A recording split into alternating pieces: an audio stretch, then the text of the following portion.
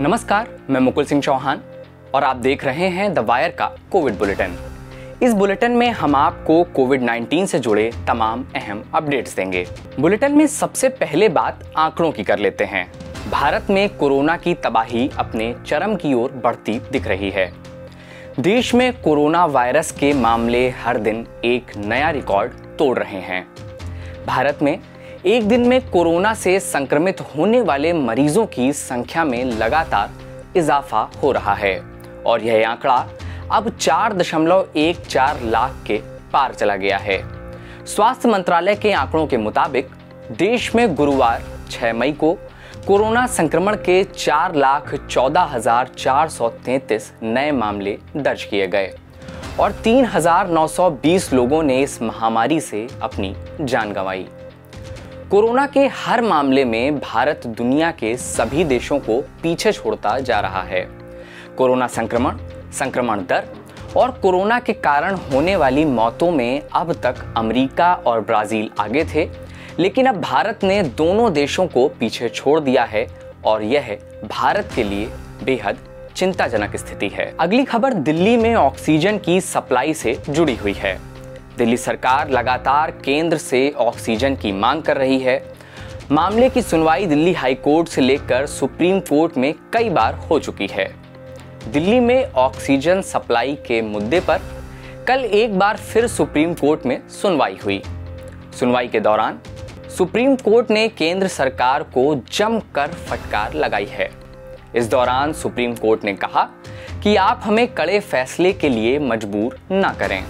Oxygen के मुद्दे पर दिल्ली सरकार ने कोर्ट को बताया था कि आदेश के बावजूद केंद्र सरकार हर दिन हमें 700 मीट्रिक टन ऑक्सीजन की सप्लाई नहीं कर पा रही है। इससे पहले सुप्रीम कोर्ट ने केंद्र सरकार को 700 मीट्रिक टन ऑक्सीजन सप्लाई करने का आदेश दिया था। अपने आदेश में कोर्ट ने यह भी कहा था कि उसे यह सप्लाई तब तक देनी होगी जब तक कि आदेश में कोई बदलाव नहीं होता है। सुप्रीम कोर्ट ने कहा केंद्र को दिल्ली को हर दिन 700 मीट्रिक टन ऑक्सीजन देना होगा। जजों ने कहा मामले में आदेश लिखवाया जा चुका है, इसे वेबसाइट पर अपलोड कर दिया जाएगा। पहले जब आदेश दिया गया था वह सिर्फ एक दिन के लिए नहीं था। केंद्र ऐसी स्थिति ना बनाए कि हमें सख्त रुख अपनाना पड़े। बुलेटिन की अगली खबर बिहार के प्राइवेट अस्पतालों से जुड़ी हुई है। बिहार में कोरोना का प्रभाव बढ़ता जा रहा है। सरकारी और निजी दोनों अस्पतालों में कोरोना मरीजों का इलाज जारी है, लेकिन इस बीच लगातार यह शिकायत सामने आ रही थी कि निजी अस्पताल की ओर से कोरोना मरीजों के इलाज के लिए मनमाने रुपए की वसूली की जा रही है। ऐसे में निजी अस्पताल संचालकों की मनमानी पर लगाम लगाने के लिए सरकार ने बड़ा फैसला लिया है। सरकार ने सूबे के सभी निजी अस्पतालों में कोरोना मरीजों के इलाज का रेट फिक्स कर दिया है। सरकार ने मरीजों की स्थिति को 3 कैटेगरी में बांटते हुए रेट निर्धारित कर दिए हैं। अगली खबर कोरोना की तीसरी लहर आने के सवाल पर है। कोरोना का खतरा फिलहाल खत्म होता नहीं दिख रहा है। वायरस के नए वेरिएंट्स की वजह से अब इसकी तीसरी लहर की बात भी होने लगी है। सरकार के प्रधान वैज्ञानिक सलाहकार के विजय राघवन के साथ तमाम एक्सपर्ट्स इस बारे में चेतावनी दे चुके हैं। इसके बाद लोगों के मन में कई तरह के सवाल उठ रहे हैं, जैसे यह पहली और दूसरी लहर से कैसे अलग होगी, यानी तीसरी लहर। देश में यह कब दस्तक देगी? ऐसे में सबसे जरूरी इन नए वेरिएंट्स की पहचान करना होगा। दुनिया भर के साइंटिस्ट वायरस के इन अलग अलग वेरिएंट्स का मुकाबला करने की तैयारी कर रहे हैं। अगली खबर उत्तर प्रदेश के कानपुर से है।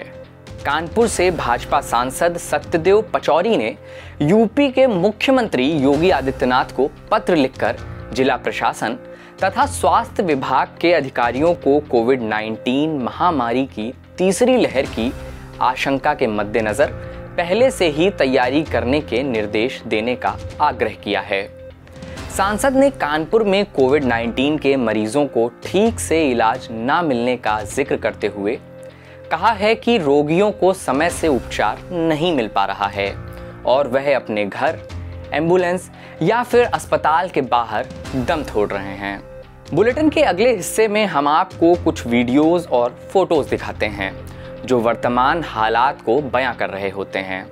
इन वीडियोस के दृश्य आपको विचलित जरूर कर सकते हैं, लेकिन इनका देखा जाना और इनका दिखाया जाना दोनों बेहद जरूरी हैं। पहला वीडियो भोपाल के सुभाष नगर विश्राम घाट का है। यहाँ का मंजर कितना भयावह है ये आप खुद देखिए। लकड़ी की कमी के कारण शव अधजले ही रह जा रहे हैं। वर्तमान हालात ऐसे हैं कि मृतकों को अंतिम विदाई भी सम्मानजनक तरीके से नहीं मिल पा रही है। बुलेटिन के अंत में हम आपको किसी ऐसी खबर के साथ छोड़कर जाना चाहते हैं जो आपको इस मुश्किल वक्त में थोड़ा ही सही मगर हौसला दे सके। सरहद के उस पार यानी पाकिस्तान के कुछ युवाओं ने भारत के लोगों और फ्रंट लाइन वर्कर्स के लिए एक गाना गाया है। आप सुनिए इस गाने को।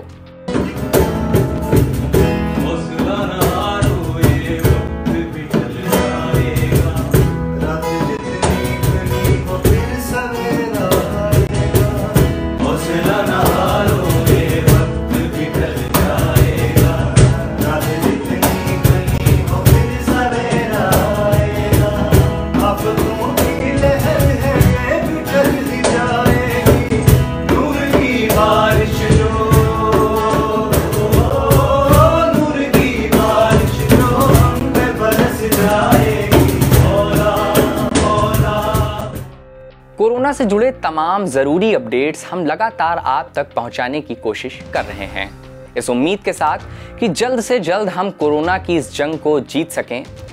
तब तक अपना और अपनों का ध्यान रखिए, बाहर निकलने पर मास्क लगाइए और जब तक जरूरी ना हो तब तक बाहर निकलने से बचें। एक दूसरे की मदद करिए। अगर आप कोविड-19 से संक्रमित हो चुके हैं और अब ठीक हो गए हैं तो प्लाज्मा डोनेट करिए ताकि आपके द्वारा दिया गया प्लाज्मा किसी की जान बचा सके। बहुत बहुत शुक्रिया।